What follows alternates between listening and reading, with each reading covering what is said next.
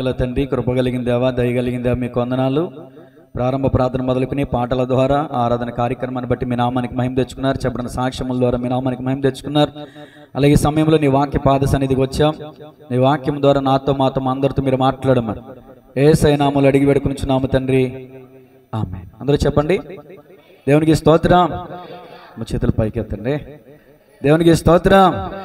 మంచిది. దేవుని ఘనమైన నామానికి మహిమ కలుగునుగాక. ప్రతి ఆదివారము రాజుల వర్తమానం మనం వింటున్నాం. ప్రతి శనివారం స్త్రీలను గురించిన వర్తమానం మనం వింటున్నాం. నోట్స్ తెచ్చుకున్నారని నేను ఆశిస్తున్నాను. ప్రతి ఒక్కరు కూడా నోట్ చేసుకోండి. స్త్రీల వర్తమానాలు కూడా మీరు నోట్ చేసుకోండి. అవి మీకు చాలా ఉపయోగకరం అవుతాయి. అర్థమవుతుందండి? మీరు లేచి వాక్యం నిలబడగల శక్తివంతులు కావాలంటే నాదొక్కటే ఆశ, 100 మంది విశ్వాసుల కంటే ఒక 10 మంది సేవకులను తయారు చేయాలనేది నా ఆశ. దేవునికి స్తోత్రం కలుగునుగా. మరి సేవకులుగా మీరు వాడబడాలి అంటే ఈ రోజున మీరు నేర్చుకోవాలిగా. నేను కాళీపట్నంలో ఉన్నప్పుడు కూడా ఎక్కడికైనా మీటింగ్స్కి వెళ్తే ఒక బిగ్ సైజ్ బుక్ దగ్గర పెట్టుకునేవాడిని. కూర్చున్నవాడిని లేవకుండా 2 గంటలైనా సరే అలాగే కూర్చుని వాక్యం నేర్చుకునేవాడిని. కొత్తాట్లో అనుకుంటా ఒకసారి మదనపల్లి రాజశేఖర్ గారిని తీసుకొచ్చారు, రేడియో ప్రసంగికులు. ఋతు గ్రంథం గురించి చెప్పారు. అసలు ఎప్పటికీ నా జీవితాంతం వరకు కూడా మర్చిపోలేను, అంత గొప్పగా చెప్పారు ఆయన. ఋతు గ్రంథం గురించి, పొలం అంటే ఏంటి, విత్తనం అంటే ఏంటి, అలా ఆసక్తి కలిగి వెళ్ళిన ప్రతి స్థలంలో వాక్యాన్ని శ్రద్ధగా వినటం ద్వారా ఈ రోజున దేవుని కృపలో ప్రకటించగలుగుతున్నాను. ఈరోజు మీరు వినకుండా రేపు ఎలా ప్రకటించగలుగుతారు? దేవుని యొక్క వాక్యాన్ని చదివి వాటిని విని వాటి ప్రకారం నడుచుకున్న వారు ధన్యులని ప్రకటన గ్రంథం 1వ అధ్యాయం 3వ వచనంలో సుస్పష్టంగా రాయబడింది. మీ జీవితం ధన్యం అవ్వాలి అంటే దేవుని వాక్యాన్ని చదవాలి. సపరవార పత్రికలు, స్వాతి పుస్తకాలు, అవి ఇవి చెత్త చెదరం కాదు. దేవుని వాక్యాన్ని చదవాలి, నవలలు కాదు. దేవుని వాక్యం అనగా దేవుడే. దేవుణ్ణి మనం ధ్యానించడం ద్వారా ఈ భూమి మీద మనం చేయవలసినటువంటి మన బాధ్యత ఏంటో మనకు తెలిసి వస్తుంది. బైబిల్ని దూరంగా పెట్టామంటే దేవునికి మనం దూరంగా ఉన్నట్లే. దాన్ని మర్చిపోవద్దు. స్టూడెంట్స్ ఉన్నారు, వాళ్ళు చదువుతున్నారు, వాళ్ళ భవిష్యత్తు బాగుంటుంది. చదవకుండా రోడ్లో వెంబడి తిరిగే వాళ్ళు ఎప్పటికీ కూడా అంటారు చూడండి, అదే పరిస్థితిగా. అలాగే బైబిల్ చదవకపోతే పరలోక రాజ్యం భవిష్యత్ మది నిత్యత్వం. అది 25 సంవత్సరాలు గుడ్డు సాకిరి అంటే బానిసలాగా చదివితే 25 సంవత్సరాలు, 50 సంవత్సరాలు ఈ భూమి మీద దీవెన. 50 సంవత్సరాలు ఉద్యోగమైనా ఏదైనా ఎక్స్ట్రా. కానీ పరలోకం అనేది నిత్యము ఉండేది, నిత్యత్వం కలిగి ఉండేది. మీరు గమనించండి, ఈ 70 సంవత్సరాలు బ్రతుకుండే ఈ శరీరానికి ప్రాముఖ్యత ఇచ్చినంతగా నిత్యము మరణం లేకుండా నిత్యత్వం కలిగి ఉన్న ఆత్మ పట్ల మీరు ఏమైనా శ్రద్ధాశక్తి కలిగి ఉన్నారా? ఆలోచించాలి. ఎంత నిర్లక్ష్యం చేస్తున్నామో తెలుసు. ఈ లోకం శాశ్వతమైనది కాదని తెలుసు. మనం ఈ భూమి మీద శాశ్వతంగా ఉండవని తెలుసు. కొద్ది కాలమని తెలుసు. నీటి బుడగ లాంటిది మన జీవితం అని తెలుసు. అడవి గడ్డి పువ్వు లాంటిది మన జీవితం అని తెలుసు. అన్నీ తెలిసినోడంట, ఏమీ తెలియనోడంట. అదేదో లోక సామెతలండి. దేవునికి స్తోత్రం కలుగునుగా. అన్నీ తెలుసు మనకి, ఏమీ తెలియకనా అన్నీ తెలిసి కూడా నాటకాలు ఆడుతూ ఉంటాం, అన్నీ తెలిసి కూడా వేషాలు వేస్తూ ఉంటాం. దయచేసి ప్రతిరోజు బైబిల్ చదవండి అని దైవజనుడు ఎందుకు చెప్తాడండి? ప్రతిరోజు మీరు బైబిల్ చదవటం ద్వారా దేవునితో మీరు సహవాసం చేసిన వాళ్ళు అవుతారండి. అది చాలా హ్యాపీగా ఉంటుంది, చాలా సంతోషంగా ఉంటుంది. దేవుడు స్పష్టంగా సూటిగా మనతో మాట్లాడుతున్నట్టు ఉంటుంది. నేను ట్రైనింగ్లో ఉన్నప్పుడు డిటిహెచ్ డిప్లొమా ఇన్ థియాలజీ కాళీపట్నంలో ఉన్నప్పుడు సరిగా మాస్టర్లు వచ్చేవాళ్ళు కాదు, సరి క్లాసులు జరిగేవి కాదు. దగ్గరలో బడ్డీ కొట్టుంటే ఆ మామ దగ్గరికి వెళ్ళి కూర్చునేవాడిని. ఆ మామగారు 8:30 ఆరాధన ఛానల్లో సతీష్ కుమార్ గారు వాక్యం పెడతా ఉండేవాళ్ళు. విచిత్రం ఏంటంటే అది అయిపోగానే మొగల రేకులు చూసేదామా, నాకెందుకులే వచ్చేవాడిని. దేవునికి స్తోత్రం. ఏ రోజు వెళ్ళినా ఆ రోజు దినచర్య రోజు నేను చేసినవన్నీ కూడా నాకు చెప్పేసేవాళ్ళు ఆయన. ఏదైనా కుర్చీ తీసేవాడమ్మా, కుర్చీ ఖాళీగా ఉండేటువంటి, లేదా మీరు లోపలికి వెళ్ళండి, కుర్చీలు ఉన్నవాళ్ళు. దేవునికి స్తోత్రం కలుగునుగాక. మంచిది. సతీష్ కుమార్ గారు వాక్యం చెప్తుంటే సూటిగా నాతోనే మాట్లాడుతున్నట్టుండే. అలా వాక్యాలు విని జానవేశ్వరి గారు వాక్యం ఆ రోజుల్లో అంటే 10 years బ్యాక్ వారానికి ఒకసారి వచ్చేది కదండి. జానవేశ్వరి గారు వాక్యం వారానికి ఒకసారి వచ్చేది. ఎక్కడ పరిగెత్తుకు వచ్చేవాడిని. అంత శ్రద్ధ, అంత ఆసక్తి వాక్యం అంటే. ఆ ఆసక్తే ఈరోజు నేను నిలబెట్టింది. కానీ నాలో ఉన్న యోగ్యత ఏమాత్రం, ఎంత చదువుకున్నారని అంటున్నారు విన్నవాళ్ళందరూ, వాక్యం వినేవాళ్ళందరూ. నేను ఏం చదువుకోలేదండి, 10th క్లాస్ మాత్రమేనండి. మరి ఎక్కడ ట్రైనింగ్ అయ్యారండి? ఎక్కడ ట్రైనింగ్లో నేర్చుకుంది ఏం లేదండి. వాక్యం చదువుకున్నాను, ధ్యానించాను, ఆయన పాదాల దగ్గర కూర్చున్నాను, భక్తుల పుస్తకాలు చదివాను, భక్తుల జీవిత చరిత్రలు చదివాను. దేవుడు నన్ను కూడా ప్రేరేపించాడు. ఈ పనికిమాలిన వాడు కూడా దేవుడిని, ఈ పనికిమాలిన వాడిని కూడా దేవుడు ప్రేమిస్తాడంటే నేను నిన్ను ప్రేమిస్తున్నానయ్యా అని దేవుడు మాట్లాడారు. ఇంకేంటి చెప్పండి? దేవునికి స్తోత్రం కలుగునుగా. కాబట్టి దేవుని వాక్యాన్ని చదవటం అనేది చాలా మంచి పద్ధతి, మంచి లక్షణం. దినచర్య అలవాటు అయిపోవాలి మీకు. రోజు ఉదయం లేవంగానే టీ తాగకపోతే తలనొప్పి వచ్చేస్తుంది కదా చాలామందికి. అలాగే వాక్యం చదవకపోతే, ప్రార్థన చేయకపోతే హెడేక్ వచ్చేయాలి. అంత అలవాటు అయిపోవాలి. దేవునికి స్తోత్రం కలుగునుగా. సరే, నేను వాక్యంలోనికి వచ్చేస్తున్నాను. సమయం 11 గంటలైంది. 12 గంటలకి నేను వాక్యం ముగిస్తాను. గంట మాత్రమే చెప్తాను. తదుపరి బల్లారాధన కార్యక్రమం ఉంది కనుక పరిశుద్ధ గ్రంథాలు తెరవండి, మీ నోట్స్ తెరవండి, నోట్స్ రాసుకోండి. ఈరోజు మనం ధ్యానం చేయబోయే రాజు యోధా రాజుల్లో నుండి 9వ రాజు, క్షమించాలి, యోధా రాజుల్లో నుండి 11వ రాజు యోతాము గురించి ఈరోజు మనం ధ్యానం చేయబోతున్నాం.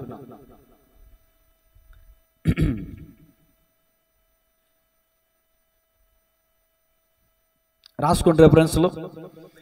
యోధా రాజుల్లో నుంచి 11వ రాజు యోతాము. క్రీస్తు పూర్వం 750 నుంచి 740 వరకు. క్రీస్తు పూర్వం 750 నుంచి 740 వరకు. ఇంకో మాట రాసుకోండి, 750 నుంచి 735 వరకు. ఇదేంటి 2 డేట్లు చెప్పారు అనుకుంటున్నారు కదా? తన తండ్రి బ్రతుకున్నప్పుడు తన తండ్రితో పాటు కలిసి కొన్ని సంవత్సరాలు పరిపాలన చేశాడు. తన తండ్రి చనిపోయిన తర్వాత ఇండివిజువల్గా 6 సంవత్సరాలు పరిపాలన చేశాడు. తన తండ్రి బతుకున్నప్పుడు 10 సంవత్సరాలు, తన తండ్రి చనిపోయిన తర్వాత అందుకని 16 సంవత్సరాలు. అందుకని 10 సంవత్సరాల లెక్క చెప్పాను, 16 సంవత్సరాల లెక్క. ఈ సంవత్సరాలు కొంచెం అటు ఇటు వస్తాయి. ఎవరు కూడా డిస్టర్బ్ అవ్వాల్సిన పని లేదు. ఎందుకంటే సంవత్సరాల గురించి బైబిల్ రాయబడలేదు. మీకు చరిత్ర చెప్పడానికి ప్రాముఖ్యంగా ఉపయోగపడతాయి కాబట్టి చెప్తున్నాను. వాటిని ప్రాముఖ్యంగా తీసుకోవద్దు. తర్వాత 16 సంవత్సరాలు రాజ్య పరిపాలన చేశాడు యోతాము. యూదా రాజ్యంలో 16 సంవత్సరాల పరిపాలన చేశాడు. ఉజ్జియా యొక్క కుమారుడు యోతాము. ఉజ్జియా యొక్క కుమారుడు యోతాము. రెఫరెన్స్లు రాసుకోండి. 2వ రాజుల 2వ గ్రంథం 15వ అధ్యాయం 32 నుంచి 38 వచనాల్లో ఇతని గురించిన చరిత్ర ఉంటుంది. 32 నుంచి 38 వచనాలు 15వ అధ్యాయం. అలాగే 2వ దినవృత్తాంతములు, ఇది తీసుకుని పెట్టుకోండి, మన వాక్య ధ్యానం ఇదే. దినవృత్తాంతంలో 2వ గ్రంథం తీయండి అందరూ కూడా. 27వ అధ్యాయం 1 నుంచి 9 వచనాలు రాసుకునే వాళ్ళు రాసుకోండి, తీసేవాళ్ళు తీయండి. 2వ దినవృత్తాంతములు 27 1 నుంచి 9 వచనాలు. ఇచ్చిన ఈ రెఫరెన్స్లో తప్ప ఇక ఇతని గురించి ఎక్కడ ఉండదు. మీరు వెతుకులాడాల్సిన పని లేదు. నేను ఎక్కడెక్కడికి కూడా వెళ్ళను. ఓకేనా? ఇతని గురించి 5 పాయింట్స్ రాసుకున్నాను. మీకు అర్థం అవడానికి పాయింట్స్ వారీగా చెప్తున్నాను, లేకపోతే కంటిన్యూగా చెప్పొచ్చు. మీకు విషయం తెలుసా? బైబిల్ పండితులు అధ్యాయాలుగా వచనాలుగా వీటిని తర్వాతి కాలంలో పొందుపరిచారు. శిష్యులు రాసినప్పుడు ఇట్లా అధ్యాయాల వరకు రాయలా, పారాగ్రాఫ్స్ వరకు వాళ్ళు రాసుకుంటూ వచ్చారు. ఇది బైబిల్ పండితుల అభిప్రాయం మేరకు ఇలా అధ్యాయాలు వచనాలుగా రాసుకుంటూ వచ్చారు. ఓకే, విడగొడుతూ వచ్చారు. ఇప్పుడు చూడండి, మన వాక్య ధ్యానాంశం దినవృత్తాంతముల 2వ గ్రంథం 27వ అధ్యాయం 1 నుంచి 2 వచనాలు చదువుతున్నాను. నేను చదువుతాను, మీరు అందరూ శ్రద్ధగా ఆలకించండి. బైబిల్ మాత్రమే చూడండి. బైబిల్ చదవటం అయిపోయిన తర్వాత నేను చెప్పే మాటలు వినండి. యోతాము ఏలనారంభించినప్పుడు 25 ఏండ్ల వాడే యెరూషలేములో 16 సంవత్సరములు ఏలాను. ఎన్ని సంవత్సరాలండి? 16 సంవత్సరాలు ఏలుబడి చేశాడు. అతని తల్లి సాదోకు కుమార్తె, ఆమె పేరు ఎరుషా. యెహోవా మందిరములో ప్రవేశించుట తప్ప, ఈ మాట నోట్ చేసుకోండి, యెహోవా మందిరములో ప్రవేశించుట తప్ప అతడు తన తండ్రి అయిన ఉజ్జియా యొక్క చర్య అంతటి ప్రకారము చేయుచు యెహోవా దృష్టికి యథార్థముగానే ప్రవర్తించెను. ఈ 2వ వచనంలో ఆఖరి మాట ఇంకోటి చూసారా? అది తర్వాత చదువుకుందాం. 2వ మాటగా అతని కాలంలో జనులు మరింత, ఇది 2వ మాటగా చదువుకుందాం. అది ఇప్పుడు వద్దు మనకి. 2వ వచనం మాత్రమే ప్రాముఖ్యం. 2వ వచనాన్ని చదివాను, దాన్ని మాత్రమే వివరిస్తాను. ఇప్పుడు యోతాము ఎన్ని సంవత్సరాలు పరిపాలన చేశాడు? అందరూ గట్టిగా చెప్పండి, ఇంకోసారి చెప్పండి. ఎలా ప్రవర్తించాడు? యథార్థంగానా దుర్మార్గంగానా? యథార్థంగా ప్రవర్తించాడు. యథార్థత గురించి తన తండ్రి అయిన ఉజ్జియా గురించి చెప్పినప్పుడు కూడా చెప్పా. మళ్ళీ ఏం చెప్పను? యథార్థత గురించి మీరు వినకపోతే 2 వారాల క్రిందట ఉజ్జియా గురించి చెప్పిన వాక్యం యూట్యూబ్లో ఉంది, రికార్డ్ అయి వినండి. యథార్థత అంటే ఏంటో, యథార్థవంతుల ప్రార్థన దేవుడు ఎలా ఆలకిస్తాడో, యథార్థవంతుల క్రియలు ఎలా ఉంటాయో, యథార్థత లేకపోతే ఎలా ఉంటుందో చాలా విషయాలు చెప్పుకుంటూ వచ్చాను. ఇప్పుడు యథార్థత గురించి చెప్పను, ఇంకో మాట చెప్తాను. ఇక్కడ రాయబడిన మాట ఏంటంటే, ఈ మాట నాతో చెప్పండి.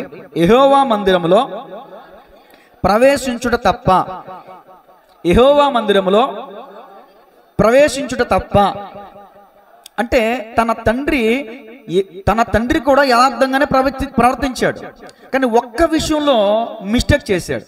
ఏంటా మిస్టేక్ అంటే, దేవుని మందిరంలో యాజకులు చేయాల్సినటువంటి పని అతడు చేయడానికి తెగించాడు, ధూపం వేయడానికి తెగించాడు.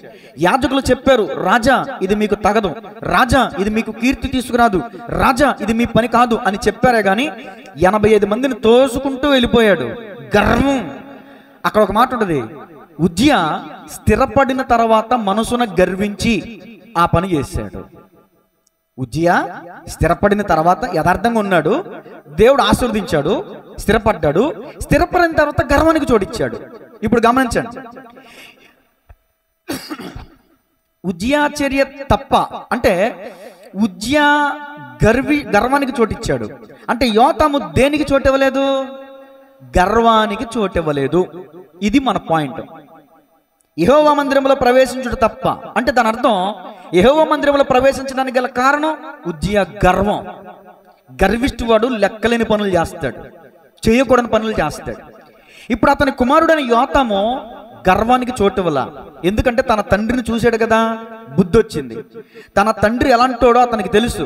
యథార్థంగా ఉన్నప్పుడు, డెవలప్మెంట్ చేసినప్పుడు, రాజ్యాల మీద యుద్ధానికి వెళ్ళి విజయాన్ని సాధించుకొచ్చినప్పుడు తన తండ్రి గారి యొక్క రాజటీవిని కన్నులారా చూశాడు. కుమారుడు తల మీద రాజకిరీటం పెట్టుకుని రథం మీద వస్తూ ఉంటే, రథం మీద వెళ్తా ఉంటే కేరింతలు కొడుతూ తన కుమారుడు ఎంతో సంతోషించేవాడు. అలాంటి తన తండ్రి అయినటువంటి ఉజ్జియా అకస్మాత్తుగా కుష్ఠరోగానికి బలై 10 సంవత్సరాలు ఎక్కడో దూరంగా నివాసం చేసినప్పుడు కూడా తన కుమారుడు న్యాయాధిపతిగా ఉంటూ రాజ్యాన్ని చేతిలోకి తీసుకునే న్యాయాన్ని చేస్తూ ఉండేవాడు. ఇప్పుడు ఇతను యోతాము గమనిస్తూ ఉన్నాడు తన తండ్రిని. ఒకప్పుడు ఎలా ఉండేవాడు, ఇప్పుడు ఎలా అయిపోయాడు. సాత్వికం కలిగి ఉన్నప్పుడు ఎలా ఉన్నాడు, గర్వం కలిగి ఉన్నప్పుడు ఎలా ఉన్నాడు. ఈ సంగతినంతటిని కూడా చూసినటువంటి యోతాము అలాంటి పని చేయడానికి తన హృదయాన్ని త్వరపడనివ్వలేదు. అతని హృదయాన్ని గర్వానికి చోటివ్వలేదు. అతని హృదయంలో దేవుని భయానికే చోటిచ్చాడు. ఇప్పుడు ఈ మొట్టమొదటి మాటలోనే రాసుకోండి, గర్వంగా ప్రవర్తింపని యోతాము. మొదటి మాటే, రెండో మాట ఏం కాదు. యథార్థంగా ప్రవర్తించాడు.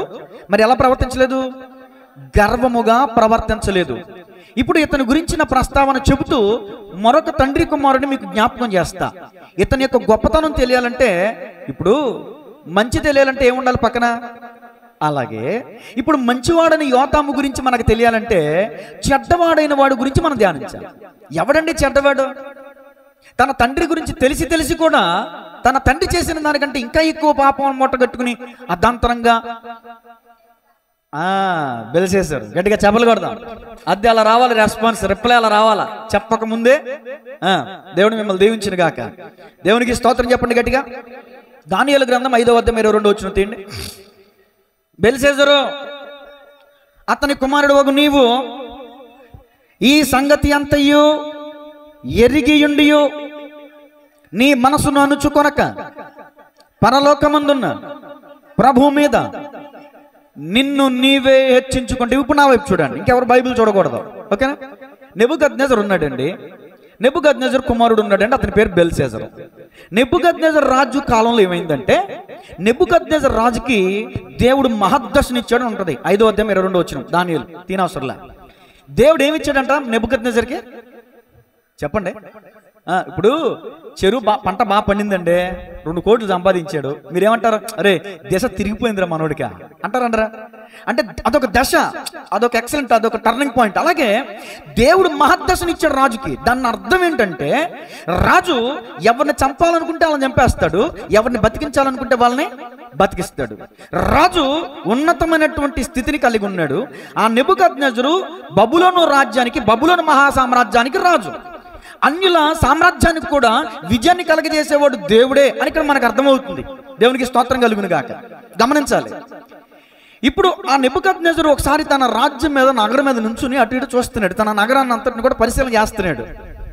మీరు కూడా ఒక్కోసారి పరిశీలన చేస్తారు కదా, నేను ఎంత చదువుకున్నానా, నేను ఇన్ని కట్టడాలు కట్టానా, నేను ఇంత ఆస్తి సంపాదించానా అనే లెక్కలు వేసుకుంటారు కదా.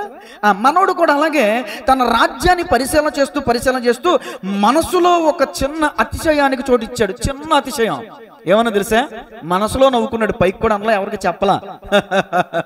ఇదంతా నా జ్ఞానమే కదా అనుకున్నాడు. రెప్పపాట్లో ఆకాశం నుంచి ఒక శబ్దం వచ్చింది. ఇదిగో రాజైన నెబుకద్నెజరు, నీవు గర్వించి మనసును అతిశయించితివి గనుక నీ ప్రజలే నిన్ను తన్ని తరిమేస్తారు, అడవి పాలవుతావు, అడవి గడ్డి తింటావు అన్నాడు దేవుడు. తరిమేశారా లేదా? అడవి పాలయ్యాడా లేదా? గడ్డి తిన్నాడా లేదా? అది నువ్వు బాగుపడ్డావు, మంచి ఉద్యోగాన్ని సంపాదించుకున్నావు, మంచి ఉన్నతమైన స్థితిలో ఉన్నావు అంటే కారణం దేవుని కృప. మర్చిపోవద్దు. నీ శక్తి, నీ బలం, నీ అందం అనుకుంటే అది మోసమే, నిన్ను మోసం చేసుకున్నట్టే. అన్ని ఆధిక్యతలు ఉండి ఈ రోజున ఏ పరిస్థితి మంచి పరిస్థితులు లేక రోడ్ల వెంబడి తిరుగుతున్నారు. మరి వాళ్ళ పరిస్థితి ఏంటంటారు? నువ్వు ఏ స్థితిలో ఉన్నావు అది దేవుని కృప అనుకో. పౌలు గారు అంటారు, నేనేం చేయలేను కానీ ప్రభు కృపలో సమస్తం చేయగలను. నేనేమై ఉన్నానో అది ప్రభు కృప వల్లనే అంటాడు పౌలు గారు. ఆ తగ్గింపు స్వభావం ఉండాలి. నెబుకద్నెజరుకి గర్వం వచ్చింది. ఏమండి? అడవుల పాలైపోయాడు. ఆ ఎండకి ఎండాడు, వానకి తడిచాడు, మంచుకు నానాడు, అబ్బాబ్బాబ్బా, గోళ్ళు పెరిగిపోయింది, జుట్టు పెరిగిపోయింది, గడ్డం పెరిగిపోయింది. కొంతకాలానికి మానవ మనస్సు వచ్చింది, పశువు మనస్సు పోయి. ఈ రిఫరెన్స్లన్నీ చదివిస్తే మీకు టైం సరిపోదు కాబట్టి చెప్పేస్తున్నా. పశువు మనస్సు పోయి మానవ మనస్సు. ఏంటి పశువు మనస్సు? ఏంటి మానవ మనసు? పశువు మనసు అంటే కుర్రరత్వం. ఎంత కొట్టినా గాడిదలు రోడ్డు మీద తప్పుకుంటాయా? ఆరణ కొడతాం తప్పుకుంటాయా?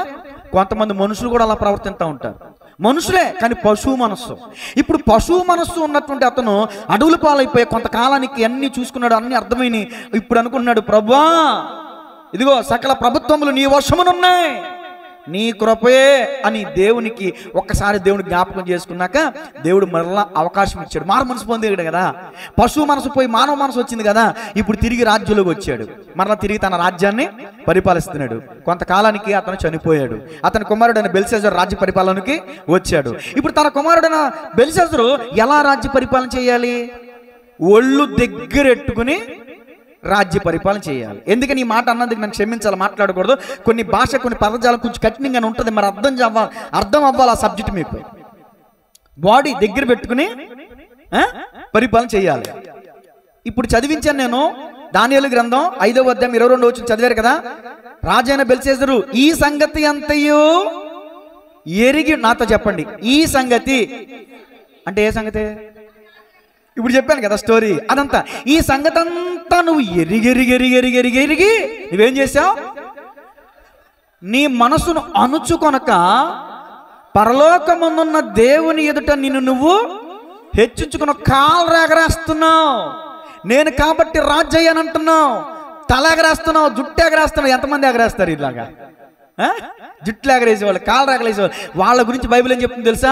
కన్నులు నెత్తికి వచ్చిన వారి తరము అని బైబిల్ చెప్తుంది. దేవునికి స్తోత్రం. కళ్ళు ఎక్కడ ఉన్నాయి అనుకో యాక్సిడెంట్లు అవ్వు. కళ్ళు ఎక్కడుంటే హ్యాండిల్కి చేతికి హ్యాండిల్ ఇవ్వాలని వాడు బండి బైక్ మేనిఫెస్టోనా కాదు, మ్యానుఫ్యాక్చరా అంటే దాన్ని తయారు చేసేవాడు మ్యానుఫ్యాక్చర్ 2 హ్యాండిల్ ఇచ్చాడు. ఎందుకని?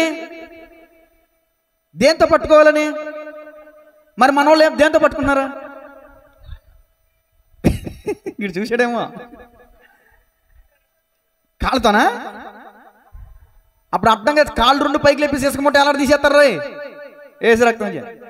కొంతమంది స్టైలు శాసనం చేరేటంబ కానీ రకరకాల పోజులు, రకరకాల స్టైళ్ళు. చేతులతో పట్టుకోవడం అనేసి కాళ్ళతో హ్యాండిల్ పట్టుకుని డ్రైవ్ చేస్తున్నారు. పాతాళ లోకం ద్వారం తెరిచి ఉందన్నమాట వాడి కోసం. దేవునికి స్తోత్రం. సరే, ఇక్కడ బెల్షస్సరు తన మనసును గర్వించి ఎరిగి తప్పు చేశాడు. 1 తప్ప, 2 తప్ప, 3 తప్పులా, 4 తప్పులా, 6 తప్పులు చేశాడంట. ఇది మన బైబిల్ వాక్య ధ్యానాంశం కాదు కాబట్టి నేను చెప్పను.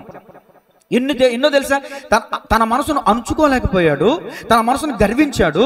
ఏమండి, దేవుని ఆలయ సంబంధమైన ఉపకరణములలో ద్రాక్షారసం పోసి దేవుని సంబంధమైన దేవుని ఇప్పుడు ఆ ఉపకరణాలు ఉన్నాయండి, ఆ గ్లాసులు ఉన్నాయి. ఆ గ్లాసులో మనం దేవుని యొక్క అమూల్యమైన రక్తాన్ని మనం స్వీకరిస్తున్నాం. దాంట్లో మద్యం పోసి తాగితే దేవుని కోపం రాదా? అలాంటి పని చేశాడు. అలాగే అనేక మందిని నువ్వు ఉంచుకునుచు ఉపపత్నులను, రాణులను, ఉపపత్నులను అన్ని రకాల పాపాలు చేశాడు. ఎరిగి అనే మాట నోట్ చేసుకోండి. ఏంటి చెప్పండి? ఎరిగెరిగి అంటే తెలిసి తెలిసి అని దాని అర్థం. తన తండ్రి జీవితం తెలుసు, తన తండ్రి ఎలా అడవులు పాలయ్యాడో తెలుసు, తన తండ్రి మనసును గర్వించి ఎలా ప్రజల చేత తరమబడ్డాడో తెలుసు, అన్నీ తెలుసు. స్మోకింగ్ కిల్స్, సిగరెట్ పెట్టి మీద ఉంటుంది. ధూమపానం చేస్తే ఊపిరితిత్తులు తెలీదా? ధూమపానం ఆరోగ్యానికి హానికరం. సిగరెట్ పెట్టి మీద రాసి ఉంటుందా? తెలుసా తెలీదా? తాగేవాడికి, కొనుక్కునేవాడికి తెలుసా తెలీదా? అంటే జబ్బుని డబ్బులట్టు కొనుక్కుని తాగుతున్నాడు. వీడు మంచోడా ఎర్రోడా? ఎర్రంగలప్ప, గర్వం, మూర్ఖత్వం, మొండి స్వభావం.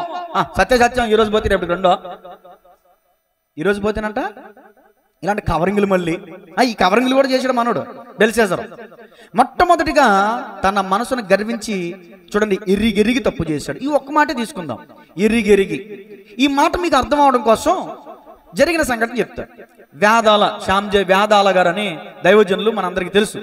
నీవుంటే నాకు, ఈ పాట రాసిన ఆయన ఒకసారి వాక్యం చెప్పడానికి వెళ్తున్నారు కారులో. కొంచెం ట్రాఫిక్ జామ్ అయింది. ట్రాఫిక్ జామ్ అయితే అటు ఇటు చూస్తున్నారు. ఈలోపు ఒక భారీ దేహం ఉండేటటువంటి ఒక వ్యక్తిని కాడి మీద మోసుకుని వెళ్ళిపోతున్నారు. విచిత్రంగా చూసాడంట. చూస్తే అతనికి ఒక కంటికి చాలా విచిత్రంగా, చాలా చూసే ఉంటారు కానీ అది విచిత్రంగా కనిపించిందంట. భారీ వ్యక్తి కదా, పొట్ట చాలా పెద్దగా ఉందంట. పొట్ట చాలా, మనిషి కదలతలేదు కానీ పొట్ట మాత్రం, చెప్పండి, పొట్ట మాత్రం కదులుతుందంట. సడన్ గా ఒక ఆలోచన వచ్చిందంట. వచ్చిందంట. ఆ పొట్టను చూస్తే కొండ గుర్తు వచ్చిందంట. ఏం గుర్తు వచ్చింది? కొండ. ఆ కొండ మీద పాట పాడేశాడు ఈయన. ఆ కొండ మీద కవిత్వం కలిగి కవితలు రాసేటటువంటి కవీశ్వరులు కూడా చూడండి, రాయి మీద ప్రతి దాని మీద కూడా కవితలు రాసేస్తారు వీళ్ళు. దేవునికి స్తోత్రం. ఆయనకి కూడా దేవుడు మంచి కవిత్వం ఇచ్చారేమో. ఇప్పుడు ఆ కొండ మీద పాట రాశాడు. ఏంటంటే మట్టి కొండ ఉందండి. ఆ మట్టి కొండ ఎగిరెగిరి పడింది అనుకోండి, ఏమైతే ఒకసారి మట్టి కొండ అలా ఎగరేసి పట్టుకోవడం మానేయండి, అది ఏమైపోద్ది? ముక్కలు అయిపోద్ది. అలాగే ఈ మనిషి దేని నుంచి వచ్చాడు? మట్టి నుంచి వచ్చాడు. అదే మట్టి కుండ ఈ మానవ దేహానికి సాదృశ్యంగా పోల్చి ఒక పాట రాశాడు. ఇప్పుడు ఆ పాట పాడుతుండగా ఆ పాటలో ఉన్న అర్థాన్ని గమనించాడు. వాయిద్యాలు పిలిచానక్కర్లేదు కానీ కొంచెం పాటలో ఇన్వాల్వ్మెంట్ అవ్వాలి మనం. దేవునికి స్తోత్రం చెప్పండి గట్టిగా. ఎగిరెగిరి పడకే, ఎగిరెగిరి పడకే ఓ మట్టి కుండ, పగిలితే పోతావు పనికి రాకుండా. ఎరిగెరిగి చెడితే ఓ మనిషి కుండ, ఎరిగెరిగి చెడితే ఓ మనిషి కుండ, పోతావు ప్రభువుకే పనికి రాకుండా. పోతావు ప్రభువుకే పనికి రాకుండా. ఈ కొండ ఒక విషయం తెలుసుకోవాలి, ఈ కొండలకి ఎరుపు రంగు వేస్తారు కానీ ఈ మానవ కొండలకి దేవుడు నలిపిచ్చాడు, తెలిపిచ్చాడు, ఎరిపిచ్చాడు, రకరకాల రంగులు ఇచ్చాడు. అవి సాలదన్నట్టు మన వాళ్ళు రకరకాల రంగులు, రకరకాల మేకప్లు వేస్తూ ఉంటారు. దాన్ని బట్టి ఒక వచనం రాశాడు పాస్టర్ గారు. మట్టివని తెలుసుకోవే, నీ బ్రతుకు వట్టిదని తెలుసుకోవే కుండా, మట్టివని మరచిపోకే, నీ బ్రతుకు వట్టిదని తెలుసుకోవే. ఎన్ని రంగులు పూసినా, అంటే మేకప్లో ఎన్ని రంగులు పూసినా అసలు నీ రంగు నలుపని మరువకే. తెల్లోని తగలిట్నా, నల్లోని తగలిట్నా చిట్ట చివరికి బూడిదే రంగమ్మా నలుపే కదా. అసలు నీ రంగు నలుపని మరువకే, ఎగిరెగిరి పడకే. కొంతమంది తప్పు చేసి భలే కవరింగ్లు చేస్తూ ఉంటారు, మేకప్లు వేసేస్తూ ఉంటారు. వాళ్ళ గురించి కూడా ఒక వచనం రాశారు. తప్పుపై తప్పు చేస్తూ గొప్పగా మేకప్పులేస్తావే బాకుండా. తప్పుపై తప్పు చేస్తూ గొప్పగా మేకప్పులేస్తావే. కప్పలేవుగా పాపము నీవిక, కప్పలేవుగా పాపము నీకిక తప్పదుగా నరకము, నీకిక తప్పదుగా ఆ నరకము. కొంతమంది ఎన్ని తెలిసినా ఎగిరెగిరి పడతా ఉంటారు బెల్షాజర్ లాగా. ఇప్పుడు బెల్షాజర్ గురించి ఒక పాయింట్ వచ్చింది, ఒక వచనం రాశారు. అన్ని తెలుసంటావు, నాకిక ఎదురు లేదంటావు. కొండా అన్ని తెలుసంటావు, నాకిక ఎదురు లేదంటావు. మరణమే ఎదురైతే, నీ మరణమే ఎదురైతే, నీ ఆత్మగమ్యమేదంటావు, నీ ఆత్మగమ్యమేదంటావు. ఎగిరెగిరి పడకే. ఇప్పుడు చెప్పండి, ఎగిరెగిరి పడితే మట్టి కొండ ఏమైతే? ఎరిగెరిగి చెడితే మనిషి కొండ ఏమైతే? పగిలిపోతాడు, ప్రభువుకి పనికి రాకుండా పోతాడు పాతాళానికి. ఈ రోజున ఆనాడు నెబుకద్నెజరు జీవితం అంతా తెలుసు, ఈ సంగతి అంతా తెలుసు. కానీ బెల్షస్సరు మారు మనసు పొందాడా? తన మనసును అణుచుకోగలిగాడా? అణుచుకోలేక తప్పు చేశాడు. ఈరోజు నీ మనసును అణుచుకో. ఈ రోజున నీ మనసు దేనికి లాగేస్తుంది? నీ పళ్ళు దేనికి పీకేస్తున్నాయి? నీ చూపు దేని వైపు లాగేస్తుంది? నీ చూపును అణుచుకోలేకపోతున్నావేమో, నీ నాలుకను అణుచుకోలేకపోతున్నావేమో, నీ కాళ్ళను ఆపుకోలేకపోతున్నావేమో, పాపం చేయడానికి పరుగులెడుతున్నాయేమో నీ పాదాలు. బెల్షస్సరు అణుచుకోలేక గర్విష్ఠుడై పాపం చేశాడు. బెల్షస్సరు ఆ పాపం చేస్తున్నప్పుడు ఒక అరచెయ్యి వచ్చింది. ఒక అరచెయ్యి వచ్చి గోడ మీద ఒక రాత రాస్తుంది. ఏంటో తెలుసా ఆ రాత? మెనే మెనే టెకెల్ ఉఫార్స్. అంటే దేవుడు ఇస్తాడు, దేవుడు చూస్తాడు, దేవుడు తోస్తాడు, లెక్కలో సరిగా లేకపోతే తీసేస్తాడు. దేవుడు నిన్ను చూస్తున్నాడు, నీ జీవితాన్ని పరిశీలిస్తున్నాడు. దేవుడు నిన్ను చూస్తాడు అంటే దేవుడు మొట్టమొదటిగా నీకు ఇస్తాడు. మొట్టమొదటి దేవుడు ఏం చేస్తాడు చెప్పండి? నీకు ఉద్యోగాన్ని ఇస్తాడు, నీకు వ్యాపారాన్ని ఇస్తాడు, నీకు మంచి పేరుని ఇస్తాడు, నీకు మంచి ఉన్నతమైన జీవితాన్ని ఇస్తాడు, నీకు మంచి భార్యని ఇస్తాడు, నీకు మంచి పిల్లల్ని ఇస్తాడు, నీకు అన్ని సదుపాయాలు ఇస్తాడు. ఇచ్చిన దేవుడు చూస్తాడు. నువ్వు ఎలా ఉపయోగిస్తున్నావో, భార్యని కొడుతున్నావో, పువ్వుల్లో పెట్టి చూసుకుంటున్నావో, పిల్లల్ని చక్కగా పెంచుతున్నావో, నీ ఇష్టానుసారంగా ప్రవర్తిస్తున్నావో, ఉద్యోగాల్లో నమ్మకంగా ఉంటున్నావో, నీ ఇష్టానుసారంగా ప్రవర్తిస్తున్నావో, నువ్వు చేసే ప్రతిదాన్ని దేవుడు ఇస్తాడు. ఇచ్చిన దాన్ని నువ్వు ఎలా ఉపయోగిస్తున్నావో చూస్తాడు. తర్వాత ఏం చేస్తాడు? తోస్తాడు. తూనికలో సరిగ్గా లేకపోతే తీసేస్తాడు. ఇప్పుడు చెప్పండి, దేవుడు ఇస్తాడు, చూస్తాడు, తోస్తాడు, తీస్తాడు. నెంబర్ 1 ఇస్తాడు, నెంబర్ 2 చూస్తాడు, నెంబర్ 3 తోస్తాడు, నెంబర్ 4 తీసేస్తాడు. ఆ రాత్రి అందే చూడండి, ఆ భావానికి అర్థం దానియేలు గారు చెప్పారు. అంటే నాలాంటి బోధకుడు పాస్టర్ గారు అనుకోండి, అయ్యా మెనే టెకెల్ ఉఫార్స్ అంటే దేవుడు నిన్ను హెచ్చరిస్తున్నాడు, దేవుడు నిన్ను చూస్తున్నాడు, నువ్వు లెక్కలో సరిగ్గా లేవు, నువ్వు పోతావు జాగ్రత్త అని హెచ్చరించాడు. హెచ్చరించినప్పుడు నేను ఏం చేయాలి? దానియేలు గారు నన్ను క్షమించండి, నా పాపాలు క్షమించండి, నా అతిక్రమాలను ఒప్పుకున్నాను అని అనాలి. కానీ అలా చేయలా. విన్నాడే గాని వాక్యానికి విధేయత చూపలా. దేవునికి భయపడి పాపాన్ని విడిచిపెట్టలా. యెహోవా భయమునుంది పాపము చెయ్యొద్దని వాక్యం చెప్తుంది. ఆ మాట వింటే భయం వచ్చింది. కానీ చాలా మంది వాక్యం విని భయపడతారు కానీ పాపం చేయడం మానరు. నువ్వు వాక్యం విని భయపడితే ఏంటి ఉపయోగం? నువ్వు నిజంగా దేవునికి భయపడేవాడు పాపం చేయకూడదు కదా, అంతే కదా? ఆదాముకి దేవుడు అంటే భయమా కదా? భయమే. మరి ఏంటి ఉపయోగం? తినొద్దన్న పళ్ళు తినేసాడుగా, ఆ భయం వల్ల కదా దాక్కున్నాడు. నీకు భయపడి నేను దాక్కున్నానయ్యా. అసలు నువ్వు నిజంగా భయపడేవాడు అయితే నువ్వు పండేదేను.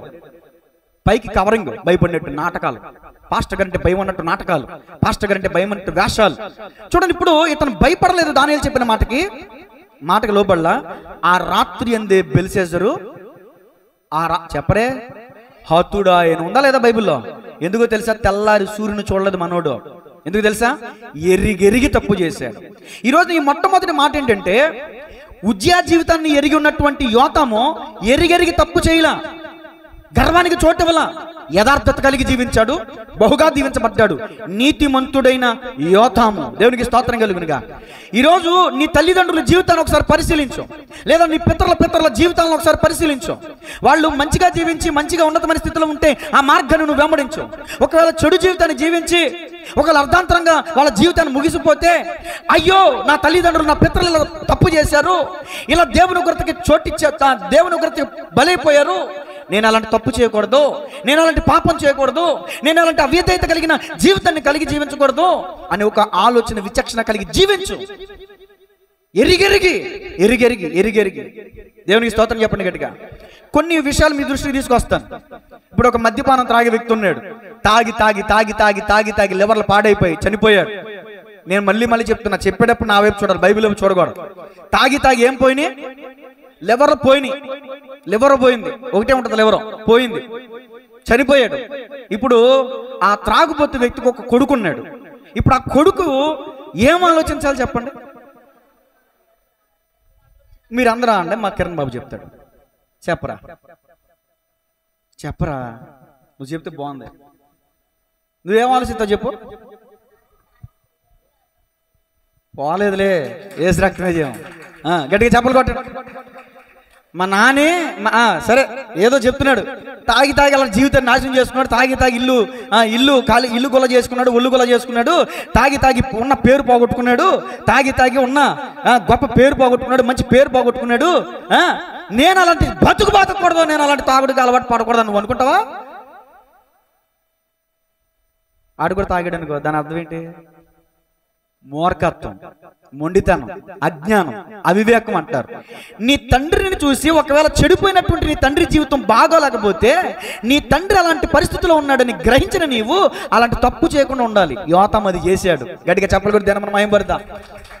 యోతాం ఏం చేశాడంటే, తన తండ్రి అయిన ఉజ్జలాగా యెహోవా మందిరంలో ప్రవేశించడం తప్ప, ఆలోచించారా? అలాంటి పని తప్ప యథార్థంగా జీవించినట్టే జీవించాడు. మీ నాన్నలో కూడా మంచితనం ఉంది, ప్రతి ఒక్కరిలో మంచి చెడులు ఉంటాయండి.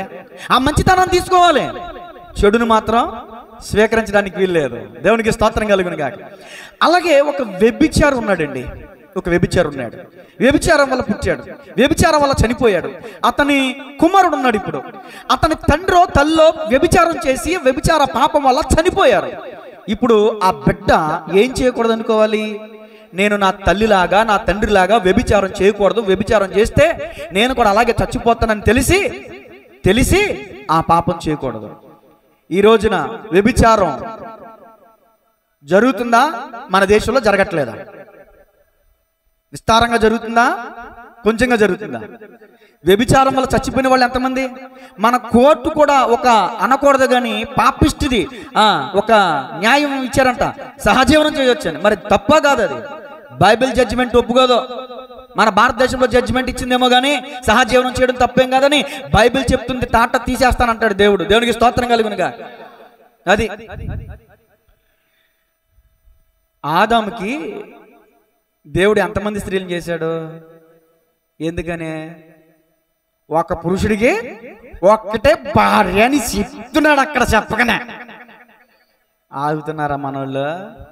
2 పెళ్ళిళ్ళు, 3 పెళ్ళిళ్ళు, 4 పెళ్ళిళ్ళు చేసుకోంది కాకుండా మరి ఇంకా సహజీవనాలు, అక్రమ సంబంధాలు, జారత్వాలు, వ్యభిచారములు, వేశ్య మార్గంలోనికి వెళ్ళటం. గమనించండి, ఒక్క పురుషునికి ఒక్కటే భార్య ఉండాలి. అది దేవుని చట్టం, దేవుని న్యాయం. దేవునికి స్తోత్రం కలుగునుగా. ఆదాము మరొక పెళ్లి చేసుకోవాలా? అవ్వమ్మతోనే సరిపెట్టుకున్నాడు. దేవునికి స్తోత్రం. మీరు కూడా అలాగే సరిపెట్టుకున్నారు అనుకో న్యాయవంతులు అవుతారు. లేదంటే ఇదిగో పరాయి స్త్రీని మోహించిన అతను ఆమెతో వ్యభిచారం చేసిన వాడు అవుతుంది. వాక్యం చెప్తాను. అసలు పాపం చేయడం కాదురా నాయన. నువ్వు ఒక అమ్మాయిని చూసి మోహించావు అంటే అప్పుడే నువ్వు ఆమెతో పాపం, అది కూడా లెక్కలోకి వస్తుంది. జాగ్రత్త అని వాక్యం చెప్తుంది. వ్యభిచారం చేసి తమ జీవితాలను కోల్పోయిన వాళ్ళు ఎంతో మంది ఉన్నప్పటికీ కూడా నేటికి వ్యభిచారం అనే పాపం ఆగిందా? ఇంకా అదొక వ్యాపారంగా పరిగణించబడింది. దానికి కూడా లైసెన్స్ ఇచ్చేశారు భయంకరమైనటువంటి దేశాలు. ఏమండి? సరే, తర్వాత ఒక హంతకుడు ఉన్నాడు. హంతకుడు మరొక వ్యక్తిని చంపేసి జైలుకి వెళ్ళాడు. ఉరిశిక్ష వేశారు. ఉరిశిక్షలో ఉరిపకామం ఎక్కి చచ్చిపోయాడు. ఇప్పుడు అతని కుమారుడు ఉన్నాడు. అతని కుమారుడు ఏమనుకోవాలి? ఇప్పుడు నేను నా తండ్రిలాగా నా తల్లిలాగా నేనేం చేయకూడదు? నరహత్య చేయకూడదు. నరహత్య చేస్తే దేవుని రాజ్యాన్ని మనం కోల్పోతాం అని బుద్ధిగా బతకాలా వద్దా? తెలిసి అతను కూడా హత్యలు చేయడం ప్రారంభిస్తే ఉరికమ్మం ఎక్కుతాడు, అర్ధాంతరంగా చస్తాడు. అధికముగా దుర్మార్గపు పనులు చేయకము, బుద్ధిహీనంగా తిరగొద్దు, నీ కాలానికి ముందుగా. అసలు ఈ మాట చదివినప్పుడల్లా భయం వేస్తుంది నాకు. అంటే దేవుడు మనకు ఒక కాలం ఇచ్చాడు, ఆ కాలం వరకు ఆగట్ల మనోళ్ళు ముందే బకెట్ తినేస్తున్నారు. అది దేవుడు తప్పు కాదు, అది మనుషులు తప్పది. దేవుడు నీకు నాకు దీర్ఘాయువు ఇచ్చాడు, కానీ మనం చేసే పాపాల కారణంగా అర్ధాంతరంగా చచ్చిపోతున్నాం అంతే. దేవునికి స్తోత్రం కలుగునుగా. ఇంకొక మ్యాటర్ చెప్తా. ఒక తండ్రి ఉన్నాడు, మంచిగా బతికి జీవనాన్ని కొనసాగిస్తున్నాడు. కొన్ని అననుకూల పరిస్థితులు బట్టి అప్పుల పాలైపోయి ఐపీ పెట్టేసి పరువు పోగొట్టుకుని వేరే గ్రామానికి వెళ్ళిపోయాడు. అదంతా కన్నులారా చూస్తున్నాడు కుమారుడు. ఇప్పుడు అతని కుమారుడు ఏం చేయాలా? నేను కూడా మా నాన్నకిలాగా అందిని గాడల్లా అప్పులు చేసేసి ఐపీ పెట్టేసి ఉన్న చోట నుంచి వెళ్ళిపోయి అనుకుంటే అంతకంటే దౌర్భాగ్యం ఉంటుందా? మరి ఆ కుమారుడు ఏమనుకోవాలి? నా తండ్రి అప్పులు చేసి కొంతమంది ఇది ఫాలో అవుతారు. ఏది ఫాలో అవుతారంటే పనికి మన చెత్త సాధారణ ఫాలో అవుతారు. అప్పు చేసైనా ఏ తాగాలంట? ఏసు రక్తమే చేయం. ఆ బ్యాచ్ ఉంటారు కొంతమంది. నాలాంటి వాళ్ళు బహు తక్కువ మంది ఉంటారు. అప్పు చేయడానికి భయం, అప్పు తీర్చడానికి ముందుంటా. నా చిన్నప్పటి నుంచి అప్పు అంటే భయం నాకు. దేవునికి స్తోత్రం కలుగునుగా. ఉన్నదాంతో సరిపెట్టుకుని సంతృప్తి కలిగి నిలదొక్కుని జీవించడమే జీవితం. నా తండ్రిలా నేను అప్పులు చేయకూడదు, నా తండ్రిలాగా నేను అబాస్పాలు అవ్వకూడదు, నా తండ్రిలాగా నేను నా అవమానం అవ్వకూడదు. వెనకాల నా భార్య బిడ్డలు ఉన్నారు, నా కుటుంబ పరిస్థితి ఏంటి, ఈ ఇంటిని వదిలేసి ఇంకో చోటికి వెళ్తాను, ఈ ఊరు వదిలి పుట్టిన ఊరు వదిలేసి ఇంకో చోటికి వెళ్తాం ఏంటి, అనేక మందిని అన్యాయం చేసేసి నేను వేరే చోటికి వెళ్ళి నేను సంపాదించేదేముంది, ఇదో నా తండ్రి ఐపీ పెట్టి ఇలాంటి భయంకరమైనటువంటి తప్పు చేశాడు, అయ్యో అప్పు ఉంటే గనక అక్కడ గేట్ ఓపెన్ అవ్వదు, ఇక్కడ రుణస్తులు అయితే అక్కడ మనకి గేట్ ఓపెన్ అవ్వదు. నేను ఇలాంటి తప్పు చేయకూడదని ఇంగిత జ్ఞానం ఉండాలి ఆ బిడ్డకే. కానీ ఆ బిడ్డకి కూడా జ్ఞానం లేకపోతే ఏమంటారు? మూర్ఖత్వం, మొండితనం, అజ్ఞానం అంటారు. ఈ ఒక్క మాట ద్వారా నేను చాలా విషయాలు మీ ముందు ఉంచాను. త్రాగుబోతు తండ్రా, వ్యభిచార తండ్రా, నరహంతకుడా, అప్పులు పాలైపోయిన తండ్రా, మీ పితరులు ఎలాంటి జీవితాన్ని జీవించారో మీకు తెలుసు. అలాంటి జీవితాన్ని జీవించి పేరును పోగొట్టుకుని, పరువును పోగొట్టుకుని, ఏమంటే విలువైనటువంటి యోగ్యమైన జీవితాన్ని జీవించకుండా వాళ్ళ కాలాన్ని అర్థాంతరంగా ముగించేసుకున్నారు కదా. కన్నులారా చూసావు కదా, మరి నువ్వేం నేర్చుకున్నావు? నేను అంటాను, తండ్రిని బట్టి పాపం నేర్చుకున్న యువతం. తన తండ్రి గర్విష్ఠుడై స్థిరపడిన తర్వాత గర్వించి పాపం చేశాడు, కుష్ఠరోగాన్ని తెచ్చుకున్నాడు. నేను అలా తప్పు చేయకూడదు అనుకున్నాడు యువతం. ఈరోజు నువ్వు కూడా అలా అనుకోవాలి. గట్టిగా చెప్పలు కొద్ది మనం మహింపడదాం. రెండో మాట రాసుకోండి. ఒక మాటకి అరగంట అయిపోయింది. దేవుని స్తోత్రం చెప్పండి. ఈ వాచ్ కూడా స్పీడ్గా తిరిగేస్తుంది. స్లోగా తిరిగి వాచ్ ఏదంటే చూడండి. 2వ దినవృత్తాంతములు 27వ అధ్యాయం 2వ వచనం. 2వ వచనంలో ఆఖరి మాట. మూసేశారు అందరూ బైబిల్లో? దినవృత్తాంతంలో 2వ గ్రంథం 27వ అధ్యాయం 2వ వచనం. అతని కాలంలో, మళ్ళీ యెహోవా అంటారేంటి? ఆగండి. ఇప్పుడు ఈ అరగంట మ్యాటర్ మళ్ళీ చెప్పనా? అది మరి జాగ్రత్త. దేవునికి స్తోత్రం. ఎక్కడి నుంచి చదవాలి? అతని కాలంలో జనులు మరింత దుర్మార్గముగా ప్రవర్తించుచుండ్రు. అదేంటోనండి, రాజు మంచోడు అయితేనేమో ప్రజలు చెడ్డగా ఉంటారు, రాజు చెడ్డోడు అయితేనేమో ప్రజలు మంచోళ్ళు అయి ఉంటారు. తండ్రి మంచోడే కొన్ని కుటుంబాల్లో, కొడుకే మాయదొరుడు అవుతాడు.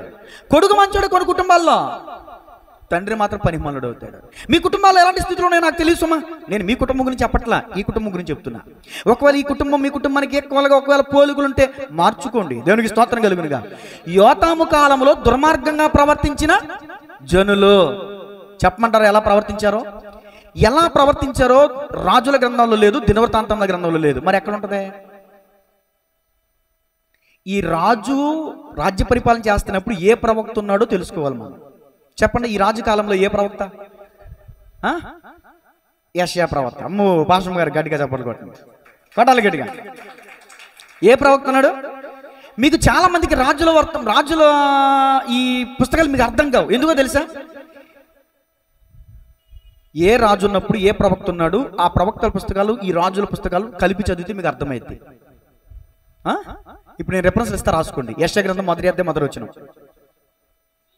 ఉజ్జియా, యోతాము, అహాజు, హిజ్కియా అనబడిన యూదా రాజుల దినములలో యూదాను గుర్చియు, యెరూషలేమును గుర్చియు ఆమోజు కుమారుడు యెషయాకి కలిగిన, ఇప్పుడు చెప్పండి, ఇప్పుడు చెల్లెమ్మ చదివింది కదా, ఈ రాజుల కాలంలో ఏ ప్రవక్త ఉన్నాడు? యెషయా గారు ఉన్నారు. యెషయా గ్రంథంలో కొన్ని విషయాలు మనం చదివితే మనకు బోధపడుద్ది. ఇంకొక మాట రాసుకోండి, మీకా 1:1. మీకా గారు కూడా సమకాలికుడుగా ఉన్నాడు. యెషయా గారు ఉన్నప్పుడే మీకా గారు కూడా ఉన్నారు. రాసుకోండి, ఈ రాజుల కాలంలో పలానా ప్రవక్తలు ఉన్నారని రాసుకోండి. మీకా 1:1 చదవమ్మా. యోతాము అంటే ఇప్పుడు మనం ధ్యానం చేస్తున్నాం చూడండి. యోతాము, ఆహాజు, హిజ్కియా, యూదా రాజుల దినములలో షోమ్రోను గురించి, యెరూషలేమును గురించి,